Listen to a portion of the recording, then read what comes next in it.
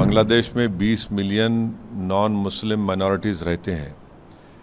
तो ये बहुत ज़रूरी है कि बांग्लादेश के जनाब यूनुस साहब इन नॉन माइनॉरिटीज़ की हिफाजत करें। बांग्लादेश की स्टेबिलिटी भारत की सिक्योरिटी के लिए बहुत ज़रूरी है, ख़ास तौर से नॉर्थ ईस्ट के लिए। हम उम्मीद करते हैं कि भारत सरकार भी बांग्लादेश से और भारत सरकार के हमारे देश में ताल्लुक़ात और ख़राब नहीं होंगे बल्कि अच्छे होंगे, क्योंकि बांग्लादेश जो वो बना था सेकुलर बांग्ला नेशनलिज़म के ऊपर। और बांग्लादेश के संविधान में आर्टिकल 41 फ्रीडम ऑफ रिलीजन की बात करता है, 27-28 इक्वालिटी ऑफ लॉ की बात करता है, और उनके संविधान का आर्टिकल 12 सेकुलरिज्म की बात करता है। और ये जो वाक़यात हो रहे हैं जिसमें दीपू चंद्र दास को मारकर आग लगा दी गई, फिर अमृत मुंडाल को जान से मार दिया गया। बांग्लादेश में 20 मिलियन नॉन मुस्लिम माइनॉरिटीज़ रहते हैं। तो ये बहुत ज़रूरी है कि बांग्लादेश के जनाब यूनुस साहब इन नॉन माइनॉरिटीज़ की हिफाजत करें।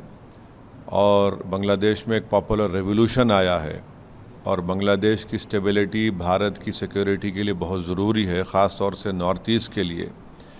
तो जहाँ पर हम दीपू चंद्र दास की हत्या और उसके जलाने की हम पुरज़ोर अल्फाज में उसकी मज़म्मत करते हैं, कंडेम करते हैं, हम उम्मीद करते हैं कि भारत सरकार भी बांग्लादेश से और भारत सरकार के हमारे देश में ताल्लुक़ात और ख़राब नहीं होंगे बल्कि अच्छे होंगे, क्योंकि बांग्लादेश की स्टेबिलिटी भारत के लिए बहुत ज़रूरी है।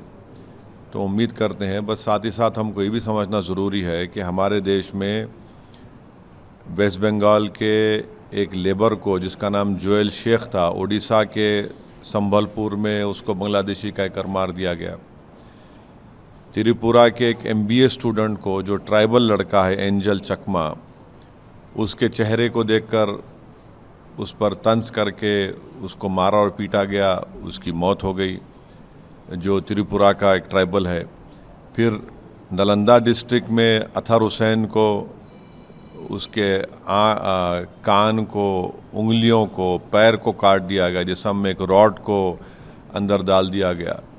तो ये तमाम इस बात को बताते हैं कि जहाँ पर रूल ऑफ लॉ कमज़ोर होगा और वहाँ पर मेजॉरिटेरियन पॉलिटिक्स गलबा हासिल कर लेगी, तो फिर ये वाक़यात होते हैं। तो हम अपनी पार्टी की जानिब से दीपू चंद्र दास और अमृत मुंडाल की जो उनकी लिंचिंग हुई उसकी मज़म्मत करते और उम्मीद करते कि हमारे ताल्लुक़ात बांग्लादेश से और ख़राब ना हो, और जो भारत सरकार कोशिशें कर रही हैं उसकी हम उसको सपोर्ट करते हैं बांग्लादेश में ताल्लुक़ात को अच्छा रखने के लिए।